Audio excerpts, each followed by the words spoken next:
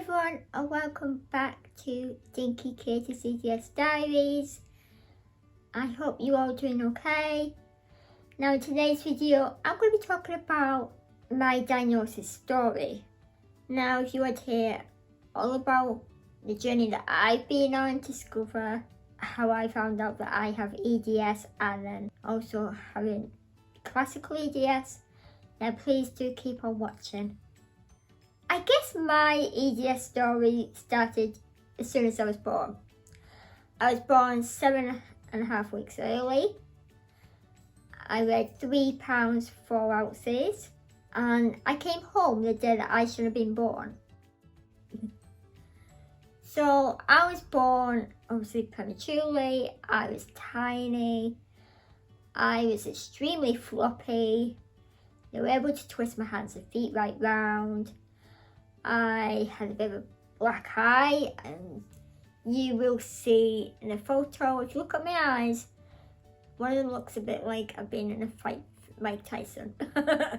And I had a heart murmur, and I also had an umbilical hernia. So because I was the way that I was, they sent me to Manchester, which was then based at the original site at Pendlebury, so the Royal Manchester Children's Hospital. I think my mum came with me. So I was 2.5 weeks old when they diagnosed me with EDS. They've been, doing all these scans and tests and everything. So that's when I was diagnosed by Professor Glasgow and his team. And from there till I was about 17, 18, I was under his care. And during the years I had my umbilical hernia removed. They monitored my heart murmur, but which I think corrected itself over time. They also removed my adenoids and tonsils at the same time as they did the hernia, which I think was to save the stress of me going under general anaesthetic. And there's full team, different people doing different bits all at once. And this was at the time I was in hospital on my 4th birthday, and they let me out for the day, which is probably like one of my earliest memories. It was a great day. I really enjoyed it. Even though I was in hospital and I've been having surgery, they were wonderful. Over the coming years, I faced many injuries and dislocations, stress fractures, strains, and bruising, and chest infections, viral infections, and just typical child being clumsy, always falling over off a 3-wheeler tricycle, which was obviously for babies because I was so small. I did have delayed motor skills, so I started to walk when I was around 4, and I think around the same time potty training, and so everything was just a little bit slow. I had speech therapy till I was about 10. I wore hearing aids. I had a radio aid because I was really deaf. That's kind of wavered over the years. Sometimes it's better than others. And a lot of the time it depends on how tired I am as well. If I'm not feeling too good and I'm exhausted, then my hearing does dip a bit. I do tend to have my music or my TV on loud. I've got to be able to hear it. And I do have subtitles on as well, just to make sure I don't miss anything. I've had lots of physical therapy, occupational therapy, to build up a bit of muscle tone because I had hypertonia. And I guess I still do. That's probably why I'm quite thin. I wore spinal brace. When I first started wearing that, it would literally go right up to my neck and right to my hips. And then I had full calipers. So from the top of my thighs right to my toes, and they were heavy, they were bulky, they had metal, so they would click and clack when you walk like a robot. And when you walked, you had to have your legs straight, and that's quite heavy actually. If I fell, which I did many times, at primary school there was a little bit going up to where the dining building was. It would kind of slope down and then like that. I used to always fall over there. I remember I fell over there once and I had to wait for someone to come out. I couldn't get up because it was too heavy. Thankfully they protected me, so I didn't hurt myself too much, but it was more like my pride. And then about 5-6 years ago, I was like, I'm getting older now. I want to learn what type of EDS I have. Because in the community of, EDS people, you'd ask what type you have. And I wasn't sure. All I knew was that I had EDS.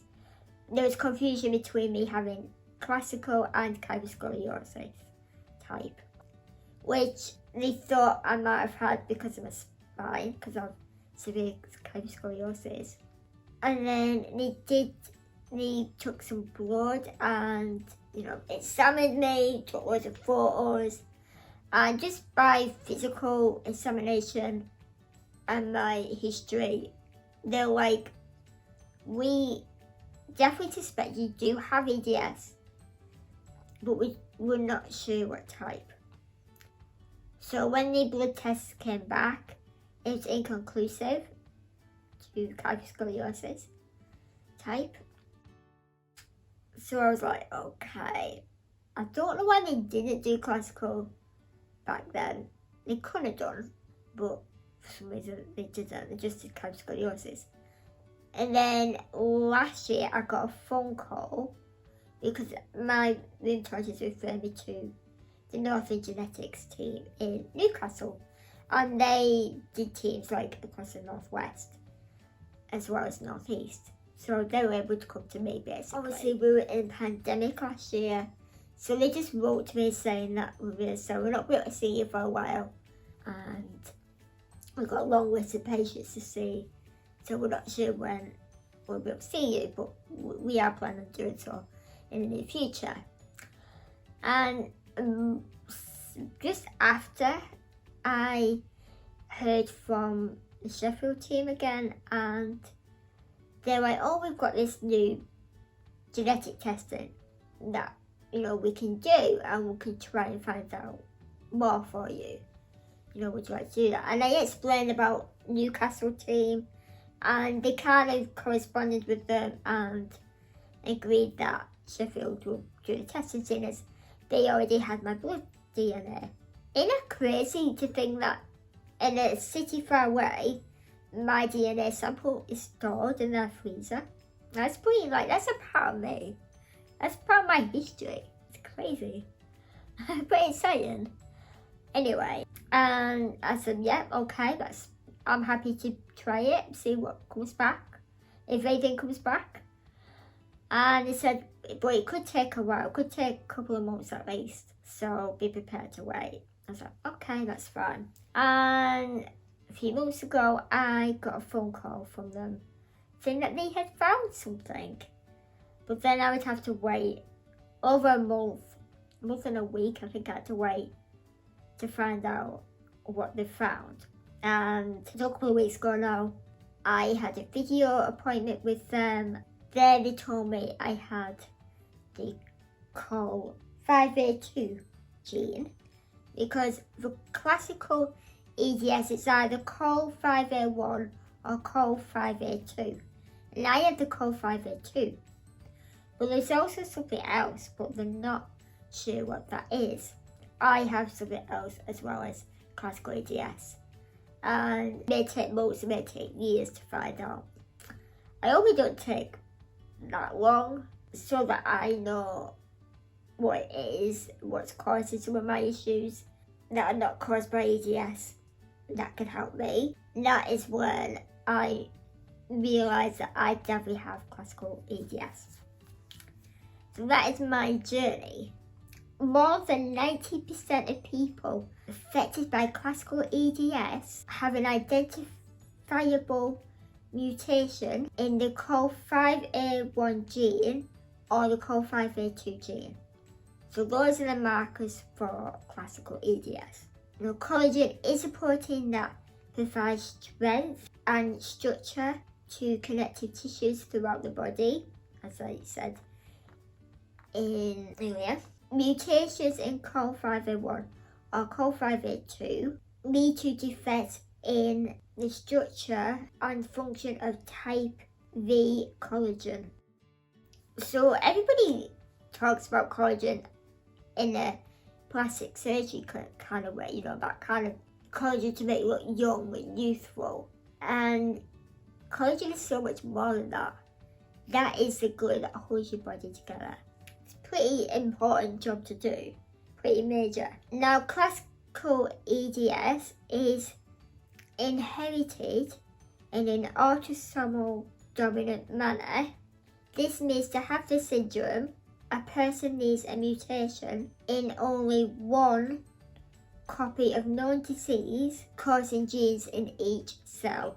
In some cases, a person with classical EDS inherits the mutation from a parent with the syndrome. Other cases may result from new mutations in the gene. It could come from a parent, it could be you're the first person in your family to have this mutation. Now, these cases occur in people with no history of disorder in the family.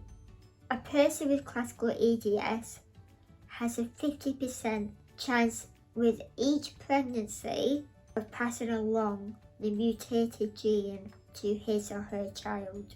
So that means that if I had a child, there's 50-50 chance that they could inherit this mutation that I have. Now, how to diagnose classical EDS is usually either by a skin biopsy or a blood test, along with the presence of characterizations of the signs and symptoms.